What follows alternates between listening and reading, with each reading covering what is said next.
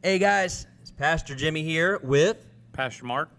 and this is, I believe, if I'm counting right, if I got my math together, this is our third edition of In the Lobby, which once again, we're not actually in the lobby, we're in the sanctuary, but we make up for it by throwing the screen up there that says Yeah, we look In the cool. Lobby. So, yeah. Yeah. But anyways, we're here, we're going to talk about some stuff.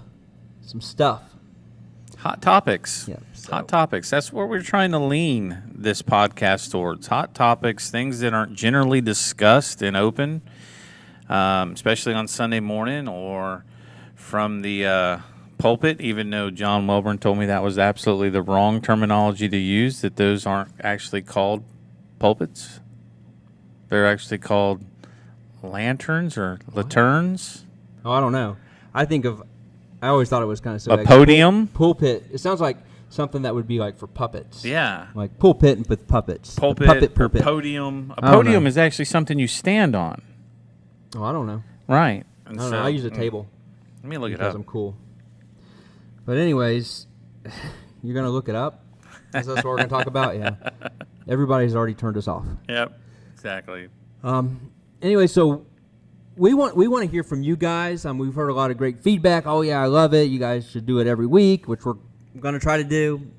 And we've had a lot of good feedback, but we want to know. We want suggestions on what we could do the podcast on. So if you have questions, guys, throw it down in the comment section of this. Whether you're watching it on YouTube or on Facebook, you can still post in the comment section. We'll read that. And we'll answer them on the next podcast. So maybe you have something, or if you just want to send us emails, you can do that too. It's jimmy.farallonchurch@gmail.com. And for Mark, it's Mark, M-A-R-C, no K. He gets very upset if you use a K. MARC.farallonchurch@gmail.com. You can get a hold of us that way if you don't put something in the comments, but do that, and then we'll talk about it. We'll answer it. So today we talked about you showing me the lectern. Yeah, it's a lectern. It's a lectern. It's not a podium.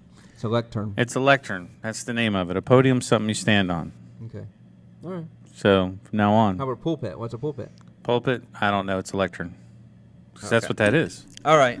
So, anyways, we are going to talk about why people leave church. So we kind of discussed it and going around throwing some stuff out there. We may talk about a few other things, and it may lead into that. But our main thing is, why do people leave church? And I'm gonna ask Pastor Mark, but I'm asking you guys, why do people leave church? Put it down in the comment section.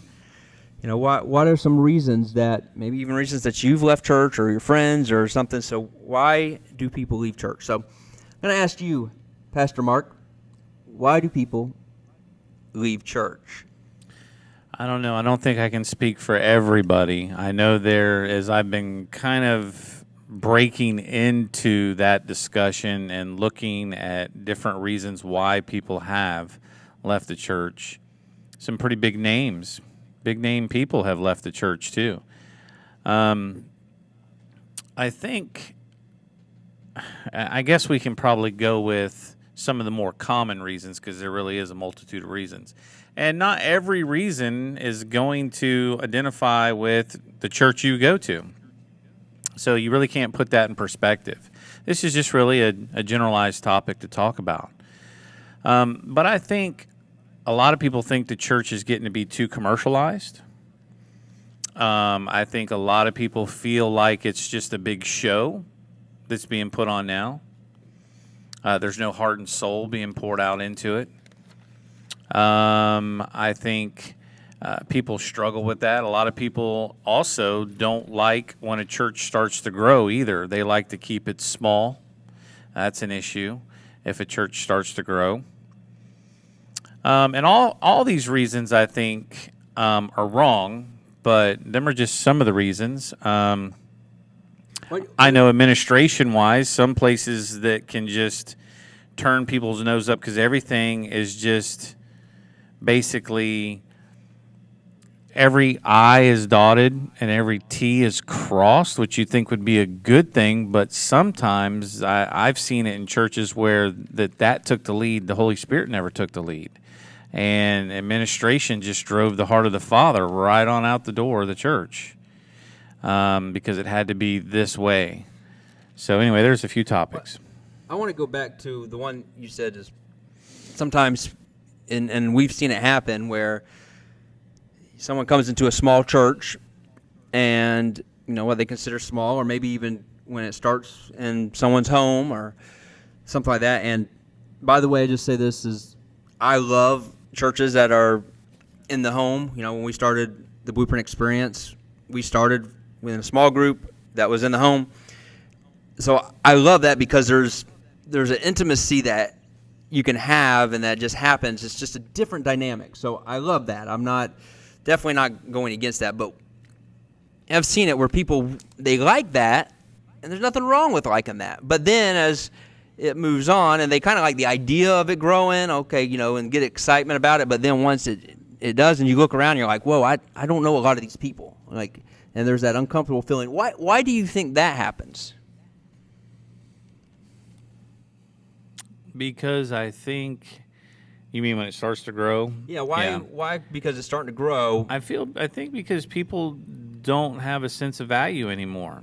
They haven't really hooked up to the vision that God's, leading everybody with. And I think Scripture is pretty clear that where there is no vision, people cast off restraint. They just don't care. So, people start to lose the vision. People start to feel devalued. Well, they don't need me anymore. This was where I could come and I could talk and share my week and talk about things, but now I'm kind of being overlooked and I'm kind of given a job to do, and now everybody else is in here. It's just not the same as it was when it started. I guess people just feel like they don't qualify any longer to make this work, and it's really an issue within that person. Sometimes in leadership it can be an issue as well. The leaders aren't, basically sharing what God's sharing with them, a closed-off leader. It could be both, really. So it's kind of, when it's a small church, it's, or a small congregation or a small group of people, and then when it gets bigger, maybe it's, I'm not as important. Is that what you're saying? So maybe that kind of becomes our identity, and then that fear sets in. Well, okay, there's going to be other people. I'm not going to be as big of a deal, So I think a lot of maybe self-worth tied to that. Mm-hmm. Now, with saying that, so I don't think it's any secret that you and I were like polar opposites with how we are, like personality-wise. Correct. So if you and I went into a church together, like a conference or something, there's a good chance we're not going to sit together because I'm going to come in. I'm probably going to come sit in the first or second row. You're going to go somewhere in the back. You're going to sit there and so that you can kind of like sit back and analyze everything that's going on and stuff. Discern everything, yeah.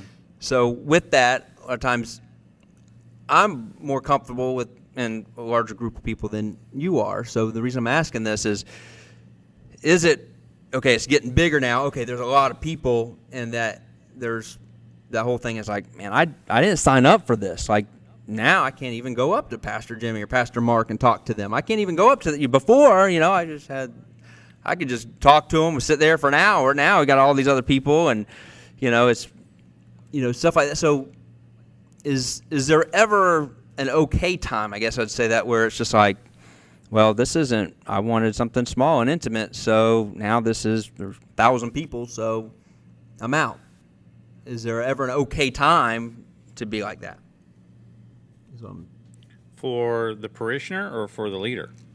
No, most of the time, if you started small and you started in a, like in a home or something, when it gets bigger, pretty much everybody that was part of that team becomes a leader, but not always. So either way, so the perspective of the individual person coming to that Yes. that home church or that church that home plant church that now is turned into something blossomed, bigger. right? Yes. Yeah.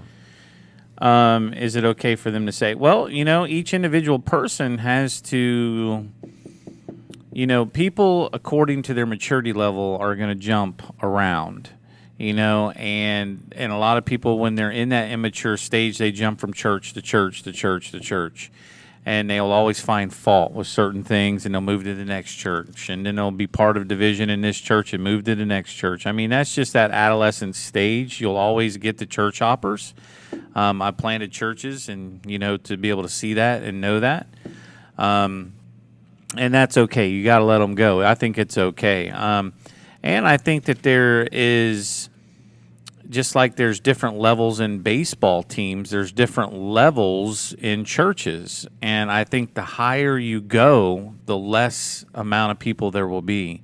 I know some churches that all they do is teach about the kingdom of God, and every week you go there, the Spirit of God is manifesting, and things are just happening, and the Spirit of God's moving, and they've got maybe 500 people. But then you got someone that just shows up on a Sunday. Not that they're not doing their job. I'm not judging them or criticizing them. Somebody that shows up on a Sunday and they teach on, hey, this is the way you have a smile for the rest of the week on by doing this, and they have 10 to 15,000 people showing up.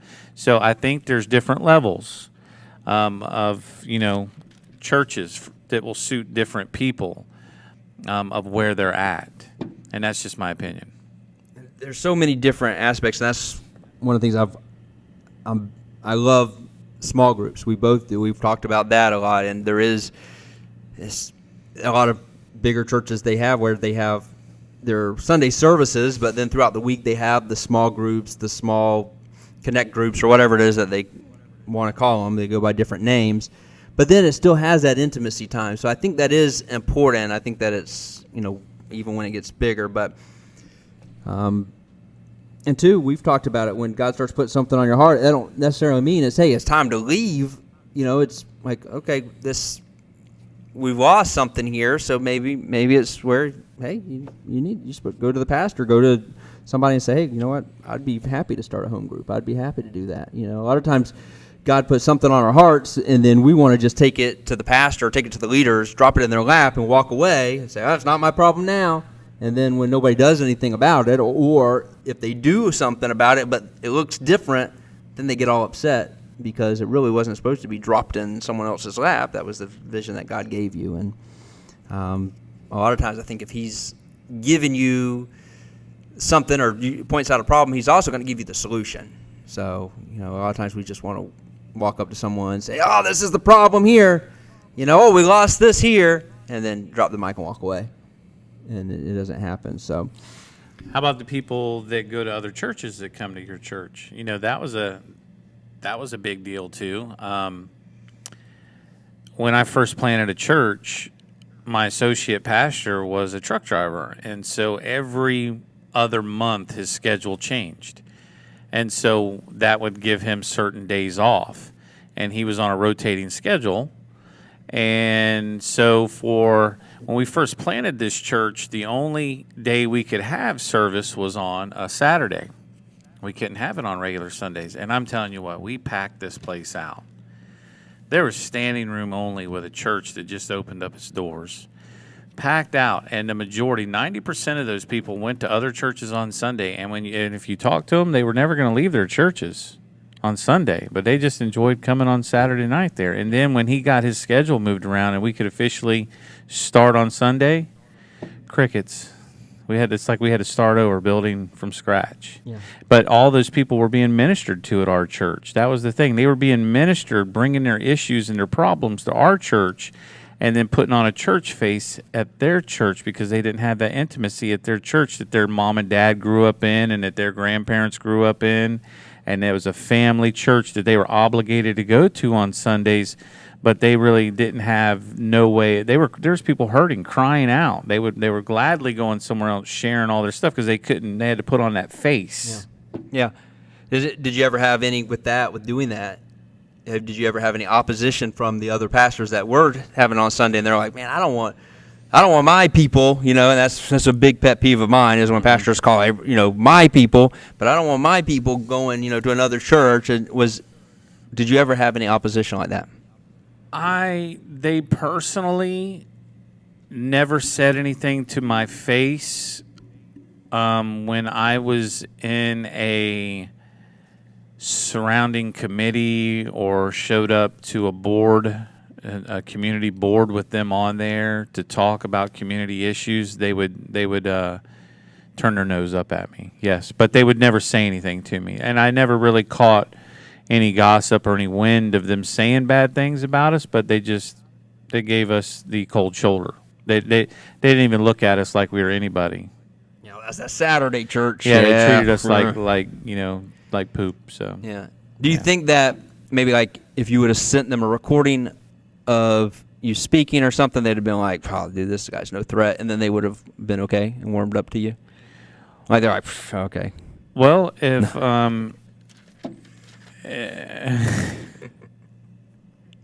yeah, I think so. I think I missed that. Yeah, so, you that probably should have done that. Yeah, I should have. Yep. Yeah, you should have called me. I told you. Yeah, So. gotcha. But we did though. We saw that because obviously we're Fairlawn Church now, and Blueprint Experience came over Fairlawn and became a ministry under Fairlawn. But when we started it, it was on Saturdays, and it was something different. It still is. We still do the Blueprint Experience on Saturday nights, and Heather and Diane, they're over it and doing a great job. But there was something different with Saturday, and it was never our intention to take people away from their church. It was like, hey, we want to be an addition to the church. But we faced a lot of opposition. Some pastors were great. Like they're like, yeah, man, we're give us a flyer. We're going to put a flyer. We're going to tell people about it. They wanted to, and that was amazing. And everybody working together. But then we also faced some that were like, called me up as, hey, is so and so over there? Did they go over there on Saturday night? Yeah, can you ask them not to come? And it's like, what? No, I'm not going to ask them not to come. So,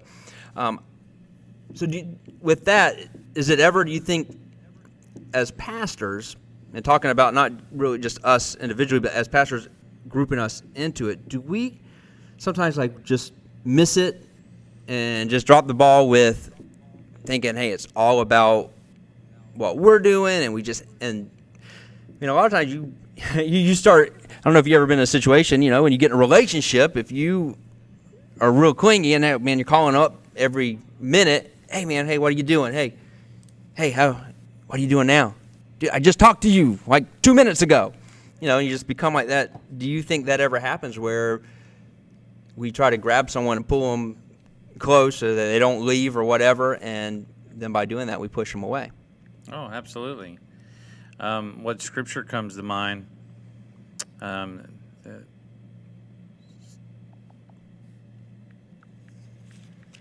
second. I think. Brandon, can you go to commercial this time? Yeah, absolutely. Yes. I think it's in Numbers 11 here. Kind of Moses is really the lead individual, and he's got his elders set up at this time, and really nobody is allowed to prophesy in the camp. But yet Eldad and Medad are prophesying in the camp. So the Spirit of the Lord has come upon them. And Joshua, who is underneath Moses, kind of like his right hand, runs up. Joshua the son of Nun, who had been Moses' aide since you spoke up and said, Moses, my Lord, stop them. See, same context. Stop them. They're going to a different church. Yep. Stop them. They're doing something they shouldn't be doing. Put an end to this. But Moses replied, are you jealous for my sake? I wish that all the Lord's people were prophets and that the Lord would put his Spirit on them. So I think that's the stance I think I'm going to take with all that. My idea is if there's somebody from Fairlawn that's been sitting underneath my teaching, I look at that individual as being part of the Fairlawn family, and they're carrying a flame.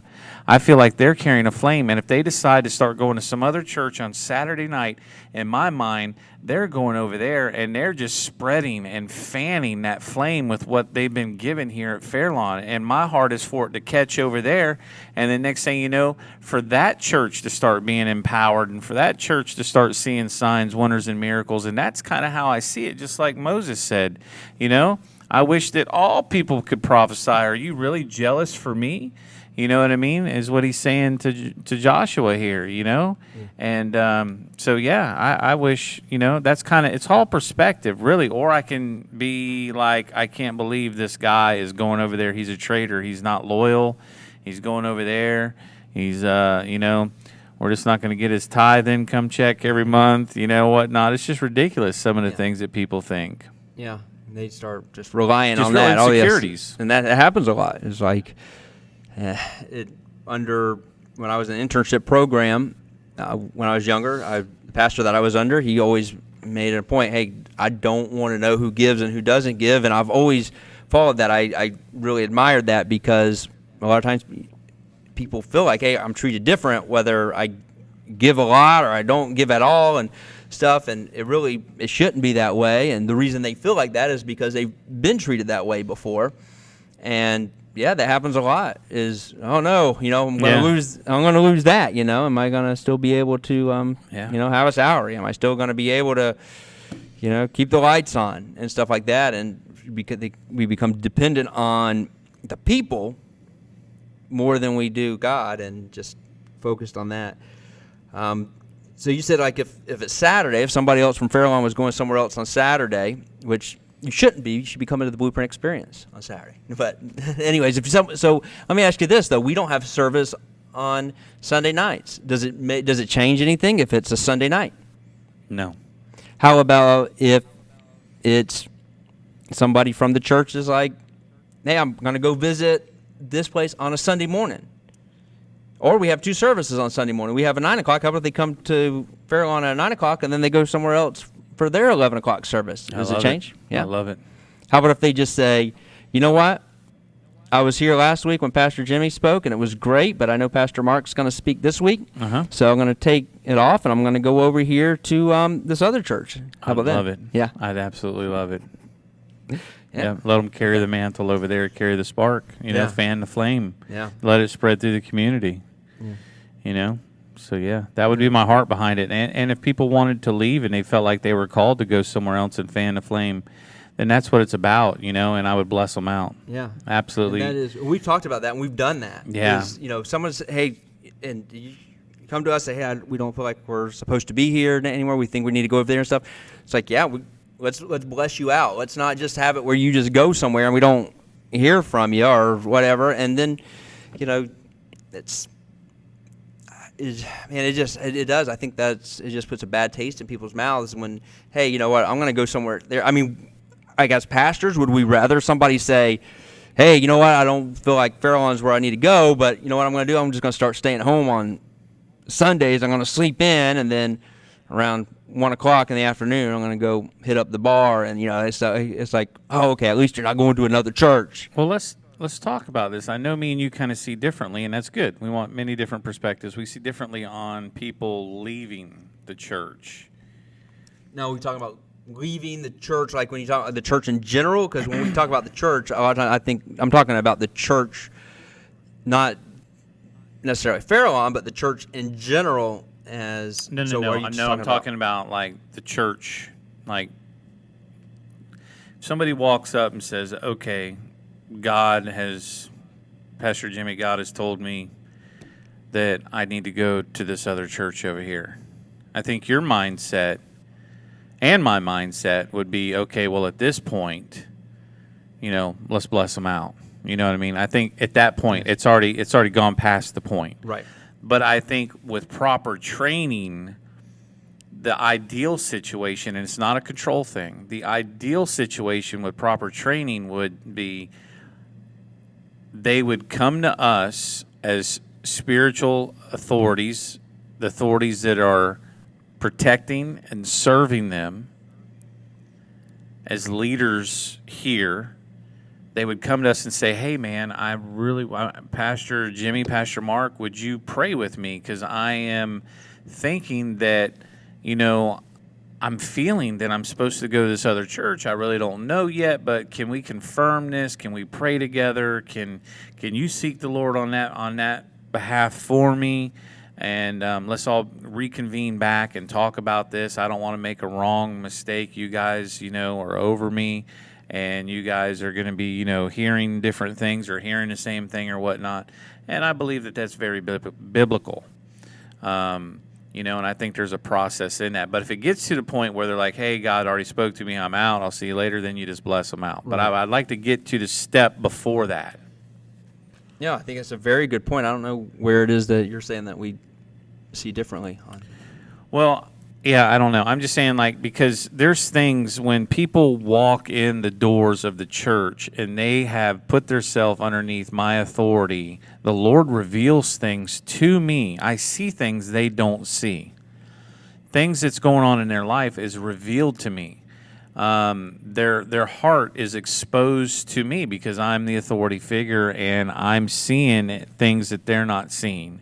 And so in the same way, when the Lord is telling someone it's time for them to go, a lot of times, in my spirit, I will be able to identify with that, and I'll be able to hear that before they even hear it, and I'll know it's not time for them to be here anymore. I'll know in my spirit that it's time for them to shove off way before they even know it. And so when they come to me and they catch up and they come to me and say, hey, I feel like I'm supposed to go, I'll be like, yeah, brother, I didn't want to tell you this, but, 2 weeks ago, I've just sensed that in the spirit. It was, I want to just confirm that in you. Let's bless you out kind of thing. You know what I mean? So there is that part where the Lord's revealing things to the covering. Yeah. We're the gatekeepers. Well, okay, with that, there's two parts that I want to address with that. So, one, why do you think that doesn't happen? Does people just don't understand, hey, that's what I should do is go to my pastor and tell them, hey, I'm starting to feel like, I need to be somewhere else or I should leave? Or is there, what is it? Why do you think that does not happen very often? Because I feel like we as leaders are constantly trying to, like, birth trust in people. And where there's a lack of trust, people fly their own ship and try to make moves that are going to be better for themselves instead of leaning on other people's discretion, especially people that they don't trust or they do trust or they're trying to. So that's why relationships are very important, to have a relationship with the people in the body, have that trust in there. I want them to say, you know what? I know Pastor Jimmy's heart and I know Pastor Mark's heart, and without a shadow of a doubt, they're human. They might not all the time get it right, but I trust them with all my heart. I know them. They're good men. They hear from the Lord, and if they miss it, they're going to get it right. You know what I mean? So I'm going to trust them in their leadership. I'm going to trust them, and when they say they hear the Lord, I'm going to trust them. Not that we want to hear the Lord for them. We just want to confirm what it is they're hearing. Not saying, hey, come to us. We want to control and manipulate the situation, and no, you're one of our biggest tithers, so you need to stay right here and manipulate that. And that goes on. That's horrible. So one of the things I think it happens a lot of times, and I've even had it where there's people just because they don't want to upset me or they don't want to hurt my feelings or whatever. And hey, I don't want to tell Pastor Jimmy, I don't want to tell Pastor Mark that, we feel like it's time to leave. So they don't, and it's a lot easier just to stop showing up, It's a lot easier just to send, when Pastor Jimmy or Pastor Mark call, send them to voicemail. Mm-hmm. I do that to you quite a bit, mm-hmm. and it's very easy, simple, and I don't feel bad about it at all. Right. But because I even had that happen, like on Sundays, it's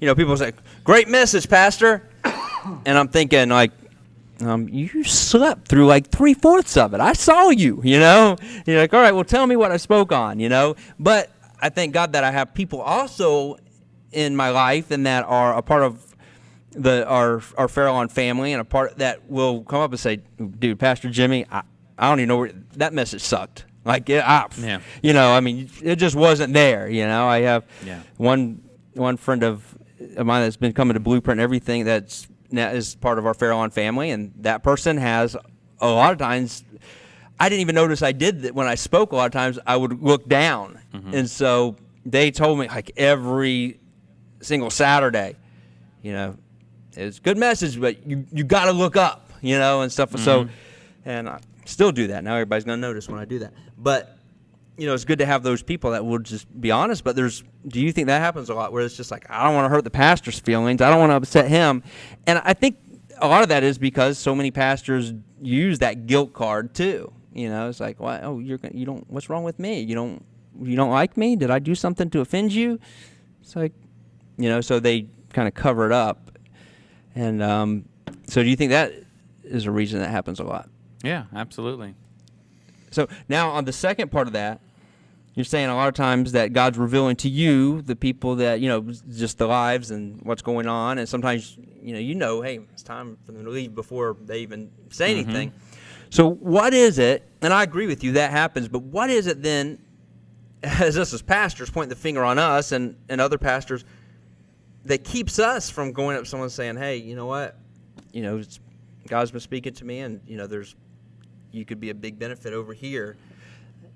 Why do you think that happens? Like, why isn't it, as pastors, as leaders, that we are hesitant to go up to people and talk to them about that? Like if God's showing you, hey, someone else, they should be somewhere else, or something else that I've called them to do. There's something else they should be doing. Maybe whether it's a church plant, maybe it's leading music worship somewhere else, or whatever. Then I'm not talking about, you know, like, oh man, that person's causing a lot of problems. So hey, Right. brother, I think you need to go over to the street, the church down the street. You know, they really could use you. I was talking to that pastor, and they could really use somebody like you. You know, but as pastors, should we be going? Just, you know, if God's showing us this, should we be going to them and talking to them about this? And why doesn't that happen? Well, it does happen sometimes. Not all the time, but there's also a thing of timing and a season for that. I remember I was in my third year of internship, and I was sitting in our church, and I was sitting there, and this one guy got up, and he started to prophesy, and he picked me out of like 300 people, had me stand up, and he said, I have a sailor's cap on. And he said, he did exactly what you're saying. He said, you got a sailor's cap on. He's like, you're leaving. You're setting sail. You're gone. Everybody looked at me. Everybody. Now, I had roots invested. I had ministries going. I had a juvenile detention ministry that God had opened up, where I was going into the juvenile detention facility, the only pastor allowed to go in there and minister and sit there and tell these kids all about Jesus. And I had an altar ministry going on at the time. I was also teaching classes, and I had people showing up. I mean, I had so many different things going on, but yet here's a sailor's cap. Now, that bugged me, but do you know, not until like maybe 2 years later, when the timing and the season came about, did that mean something? Because I shot out of there, went to a different state. I've left there, went to a different state, and left there and went to another state. I mean, I've done nothing but sailed since then, and with all my ministry. You know, it brings me right here to this point, to this day. So, I mean, it was never more true than that. And he just called me out. So it really has to do with timing and procedure. If God's revealing that, sure, I don't see no reason why not to let somebody know that. A lot of times it's in the opposite, though. In the opposite, I get more of trying to tell people to stay because they're not supposed to go. Right. Yeah. There's so many people that sell out for, I hate to say this, but they sell out for financial reasons, or they sell out because the grass is greener in a different area, or the ministry is bigger, or the worship team. I know a guy that's a talented worship leader, and him and his wife were part of our church, and they were amazing. God was doing some things in them, but it just wasn't taking off because of their talents and giftings were through the roof, but their character wasn't. Yeah. And they were at the church where God had them to develop their character because their talents were way up here. Now marriage and character had to rise to that occasion, but they couldn't stand it because their giftings and talents were so high. Right. They had to reach out to a church in Nashville. And they both accepted positions there, high-paying positions, to come on the worship team in Nashville. So what did they do? Even though everybody knew they weren't supposed to leave, they were supposed to go, it was going to be a dead end. We told them. They didn't care. Yeah. They took off. It fell apart within a year and a half, and they got a divorce. It fell apart. The whole thing. Wow. They weren't supposed to go. You know, so... Yeah. And I never heard that story before. I wish I would have, you know. I would have been calling you the sailor. You old sailor, you. I never knew that, you know. So the sailor, The sailor. And get your cup made. Yep. The sailor. So yeah, no, that's cool. Well, another reason, and I know we're getting short on time, and we're going to have to start wrapping it up, but I think what happens a lot of times, and we've seen it, and I've even seen it where it starts to happen with me as a pastor, and I'm sure you have it with you, where after a while you get comfortable, and the trust does start to come in with the pastor, and then you start kind of your walk with God, or your relationship with Jesus gets tied to that pastor, and then you start looking at him, and then when something happens, because we're not perfect, we mess up, and that when that happens, when a pastor falls, and we've seen it happen with some big churches lately. We've seen it. So, and then when that happens, we've also seen where other people that's been tied to that church, they're like, "No, I'm not part of that church. That's not my home church," But then because that pastor fell, or something happened with that pastor, and there was something moral, or something goes on, then it's financial. or financial, or it's just, then it's like, dude, I'm quitting church. I'm out. I'm done. And they just, their whole faith and their whole walk with God is tied to that pastor. So I see that happen a lot. And a lot of times we start, I think, because we're just like, we see God moving and using somebody, and then we're like, man, it must, even without us realizing it, oh man, it must be that person. We saw it even in the Bible with King Herod, which was after he killed John the Baptist, and I'm sure he was like looking over his shoulder, because he didn't want it. His wife and stepdaughter really tricked him with all of that, and here's John the Baptist. He's seen him perform all these miracles, but then when he started hearing about Jesus, he was like, oh, this must be John the Baptist reincarnated, because he tied those miracles and tied those things that happened with John the Baptist. So it was around a person, and instead of God doing it, it was the person. So this person, they're performing miracles, and I saw John the Baptist perform miracles, so it must be John the Baptist reincarnated, and he's coming after me. I cut his head off. So, we've seen it happen even back then, but it happens now as with, people. It's all tied to, hey, it has to be that pastor. No, now that pastor failed, and I'm done. I'm done with this. This whole gospel thing. I'm out. So, anything that you'd like to say about that, or anything to add on that? I don't know how I can really say this,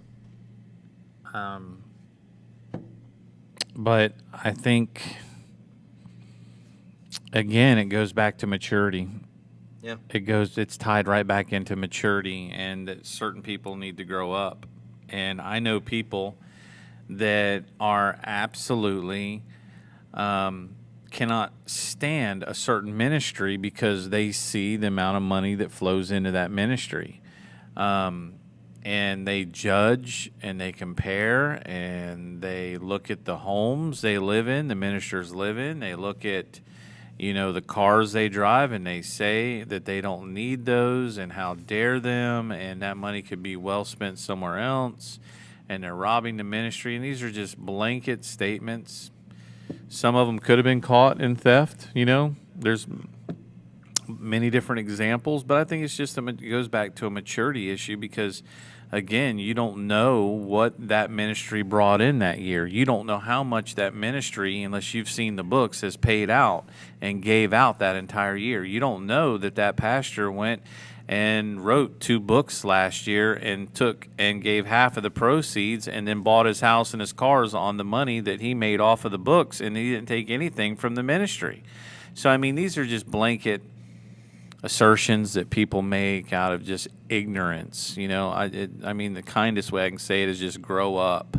Really just grow up. Right. Yeah, definitely. So I'm sure people see me driving that 96 Honda, and they probably are like, wow. That's Yeah, that's right. Now, another thing and we talked about it before when we were trying to decide on this podcast and the subject, but it's something that we've talked about throughout the years of us just knowing each other, is how there it just seems like, and we hear it, people that don't go to church or left the church, is, well, that church is fake. And I gotta say this, I'm kind of on their side with this. Like when it says like most like churches, not every church, but a lot of times it's like just fake stuff. They're showing one thing on, out front, but then, when you look at their lives, not on stage or not when at church, at church it's like, hey brother, how you doing? I'm fantastic. How's you pull into the parking lot and you and your wife are arguing, you're cursing at your kids, and you and your wife are like talking about divorce, and then you pull in, you walk through those double doors, and it's like, hey, how you doing? I'm doing great, brother. Never could be better. And it's like you put on this mask and you have this front, you put on your church face. It's talking about like, people, when I grew up, my mom would always, we would have to dress up when we went to church, and she'd call it our Sunday best. But some people do that, their Sunday best, with what they show on the outside, putting that mask on, and, it never gets down deep. And then it's just like, too, as a believer, you're looking around saying, man, my life's really messed up because all these people seem to have it together, and they're talking about how great their lives are. And then we find out later on, life's not that great anyways. But what do you think about that? Like, people, they're just coming in and kind of putting that mask on and just not really talking about real things, in that atmosphere we've done as especially for people like me growing up in the church. We can blame ourselves because we've kept that thing out front of, we can't let anybody get in and see what's really going on, what's really happening. I can't let anybody know, I just, caught, my son, or, looking at, naked pictures on the internet. Everybody knew that. They say I was a terrible father, and it's so. Anything to add on that? I just look at that like, you're doing life. You're caught up in life, man. And with people are messy. Yep. And if you're going to be in the business of loving people, that comes along with time, money, resources, all kind of different things you're going to have to invest to keep that relationship. And it comes with a whole baggage of hurts and wounds. People are just messy. So either you're going to, take people for who they are, and you're going to stay in the game, and you're going to keep pushing forward and try to win people and look at people how Jesus sees them, or you're going to, fall back into that place of hide and seek and running away and two-faced. How about someone that's thinking, man, this church thing's not for me because I don't want to be fake. I don't want to come in and pretend like nothing is going on in my life. I can't, what do you have to say for people that maybe are going through that right now and just saying, hey, no one's being real, so I'm just out on this church thing? Well, then I would turn around and I'd look to the leaders of the church, because, a wise pastor once told me that there is a broken heart on every row. You've got to find it, and you've got to let God heal it. That should be the objective for Sunday mornings, not getting up and putting on a show, not teaching a over spiritual message. It should be down to earth, like reaching out, trying to find those hearts that are hiding, that are broken, and letting the Lord heal those, minister to them. And that was one of our topics too today, just this, people are leaving the churches because it's turned into a masquerade show. It's turned into an hour and a half on Sundays. They call that church, instead of it being a community, a family that comes together and just builds one another up. That's what we're supposed to do, build one another up and equip one another. But we're supposed to always be the church and be a family and be connected. And if there's one hurting, we're all hurting. But yet it's not like that. It's smoke machines and skinny jeans, and let's get the worship done and get the word out there and put a show on and pat ourselves on the back. We did a good job, lock up and go to lunch. Yeah. I just want to put this out there. There's nothing wrong with skinny jeans. Yeah. My wife loves them. Yes. So I agree, and I think a lot of times, I think we're to blame with that as pastors, of leaders of the church. Like, we want to get up here and we want to tell everybody else how to live, and then we go home, and it's haven't spoke to my wife in 2 weeks because we've been in an argument and stuff. It's easy to tell other people how to live, and so I think a lot of it has to do with we need to look back on us, and do we get up here and do we talk about real things?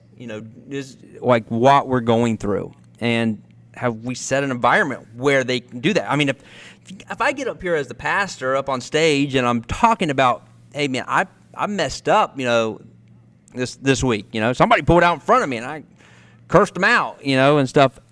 A lot of times it's like, whoa, wait, pastor, you shouldn't talk about stuff like that.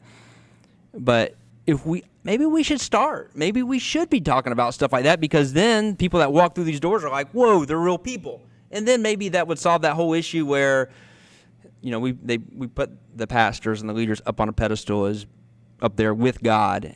And, we're definitely not. We're going to fail people. So I feel like we really blame ourselves for that environment that we've set. And I've said it a lot of times. You've said it. Is get up here a lot of times, like what we start talking about is stuff that we are going through, that God's dealing with us this week. I would say for me, it's like I've said before, like 90%. I think it's probably getting to more like close to like 98%. Like you can tell like what's going on with Jimmy, what's God dealing with Jimmy about, because a lot of times my messages are on that, what God's dealt with me about or dealing with me about. That's a little trade secret that not a lot of people know. Yeah. And I've been to many different conferences and listening to many different pastors and speakers, and you can always tell, that what they're talking about is a direct result of their home life and what's going on in their home life. Even though they're speaking it like it's a sermon or a teaching or whatnot, they're going through that this last week or two or month. It's on their heart, and God's given them revelation in it, and now they're up there teaching it and speaking it. So it's really a telltale sign. Yeah. So we'll probably get some phone calls like from like pastor associations or something, because we're revealing the secrets like magicians do, like they have death threats and stuff. So yeah, we may have to hide our identity. That's right. From now on, yes. Right. Yeah. But it also says that every word of the Lord is tested. It says that in Proverbs. So I mean, if we're going to get up and speak a word and declare His word, that it's going to come back on us and it's going to be tested. Yeah, it's kind of funny how that happens, because we get up here and we talk about stuff that's happened that we went through, and it's like, all right, I got victory over this situation, so I'm going to get up here, I'm going to talk about it, and then you get tested on it. It's like, whoa, I just spoke on this, everything, and now I'm getting tested on, wait, is that really what you believe? Is that really, you just told all these people this, and yeah, it happens a lot. I was about pretty much every time. So, yeah, I think that's a very good point. So, it's good, man. I enjoy doing these podcasts with you, Pastor Mark. Yeah. I'll keep you around for a little bit. Okay. Well, thank you. Until we do have applications out for a replacement, but okay. We're kind of looking through them, but we're not in a hurry to replace you. I mean, right. It may happen eventually. Right. So, yeah. No problem. No, before, Pastor Mark was getting a little frustrated with me because he's trying to get everything like the screen and all that. We're having issues like that's what I'm supposed to do. But I did joke around with him and say that I was just kind of messing around and just waiting for him just to say, "Oh, I had enough," and you got to go and you leave, and then I could just do the podcast by myself. But it'd be a pretty boring podcast, I think. Yeah, it would be kind of like your me. messages. Yeah. Yeah. Yeah, I think we definitely keep each other humble. So. I do too. I do too. Yeah, I know this. I'll say this: like the times where you have complimented me on a message, I'm like, whoa! Like I feel like, man, I should be like on TV or something. Like this is like, yeah, it's like, man, if Pastor Mark is saying I gotta, this is a good message. So, but no, it's cool. I love you, man. I enjoy doing this, the co-pastoring and the podcast with you. So I'm glad that God put us together. Please, I mean, we don't have all the answers either. Please like, share, subscribe. We don't have all the answers. We're not saying we do.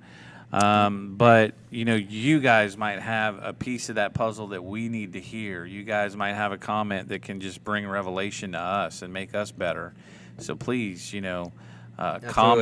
comment back to us, leave questions.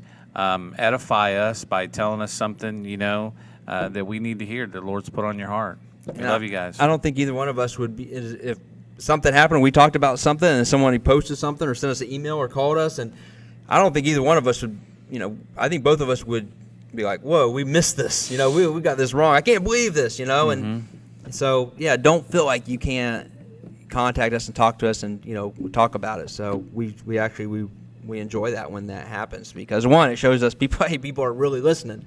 So, That's right. But, yeah, guys, thanks for tuning in. We should be doing this next week, too. So the plan is every Friday at around 7 o'clock. Showing this. This is something new, so I know last week we had some technical difficulty with the sound. We got it fixed. Brandon was right on it and fixed it for us. So, yeah. So and let Brandon know what a great job he's doing. He's like our behind-the-scenes guy. And I told him, we do pretty much blame anything that goes wrong on Brandon, because he's from Baltimore, and I think it's understandable. People understand, he's from Baltimore. He likes the Orioles, so yeah, okay. Yep. We understand that he got it wrong, and we give some grace because it must be pretty. It's almost as bad as being a Mets fan. He's being getting an Oriole fan. really good at doing push-ups. Anybody knows our ministry Yeah. that when you mess up, Yeah. you drop and give 5. So, yep. Yeah, He's- big gains yep. for Brandon. Yep. So Starting to see those chest improvements. So, anyway. it's getting there. All right, guys, we love you, and we'll see you next week.